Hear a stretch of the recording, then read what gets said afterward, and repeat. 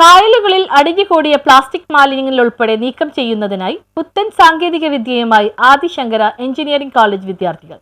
കായലുകളിലും പുഴകളിലും കനാലുകളിലും അടിഞ്ഞുകൂടിയിട്ടുള്ള പ്ലാസ്റ്റിക്കുകളും മറ്റു മാലിന്യങ്ങളും നീക്കം ചെയ്യുന്നതിനായി പുത്തൻ സാങ്കേതിക വിദ്യയുമായി ആദിശങ്കര എഞ്ചിനീയറിംഗ് കോളേജിലെ ബിടെക് ഇലക്ട്രോണിക്സ് ആൻഡ് കമ്മ്യൂണിക്കേഷൻ വിദ്യാർത്ഥികൾ. സോളാറിൽ പ്രവർത്തിക്കുന്ന ബോട്ടാണ് വിദ്യാർത്ഥികൾ വികസിപ്പിച്ചെടുത്തിരിക്കുന്നത്.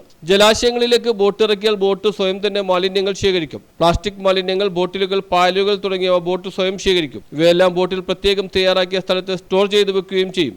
എന്തെല്ലാം മാലിന്യങ്ങളാണ് ശേഖരിക്കുന്നതെന്ന ലിസ്റ്റും മൊബൈലിൽ ലഭ്യമാകും. കൂടാതെ ജലാശയത്തിലെ വെള്ളത്തിന്റെ ഗുണനിലവാരം മനസ്സിലാക്കാനും വെള്ളം ഏതൊക്കെ ആവശ്യങ്ങൾക്ക് വേണ്ടി ഉപയോഗിക്കാമെന്നും വിദ്യാർത്ഥികൾ വികസിപ്പിച്ച ഈ ബോട്ടിനാവും. റിമോട്ട് ഉപയോഗിച്ച് നിയന്ത്രിക്കാനാവുന്നതാണ് ബോട്ട്. മാസങ്ങൾക്ക് മുമ്പ് തിരുവനന്തപുരത്ത് കനാലിൽ നിന്നും മാലിന്യം നീക്കം ചെയ്യാനിറങ്ങിയ തൊഴിലാളി മരിച്ചിരുന്നു. ഇതിന് എങ്ങനെ പരിഹാരം കാണാമെന്ന ചിന്തയിലാണ് വിദ്യാർത്ഥികൾ സോളാർ ബോട്ട് വികസിപ്പിച്ചത്. ബിടെക് ഇലക്ട്രോണിക്സ് അവസാന വർഷ വിദ്യാർത്ഥികളായ Aslaha Farha, അസ്ഫാൻ M, ബിൻസിൽ John, ഡെനീറ്റ Davis എന്നീ വിദ്യാർത്ഥികളാണ് ഉപകരണം നിർമ്മിച്ചത്. അസിസ്റ്റന്റ് പ്രൊഫസർ മനീഷ് PM വിദ്യാർത്ഥികൾക്ക് വേണ്ട മാർഗനിർദ്ദേശങ്ങൾ നൽകി. വിവിധ പ്രൊജക്ട് എക്സ്പോയിൽ ഈ കണ്ടുപിടുത്തത്തിന് പുരസ്കാരങ്ങൾ ലഭിക്കുകയും ചെയ്തിരുന്നു. News bureau, Kalady.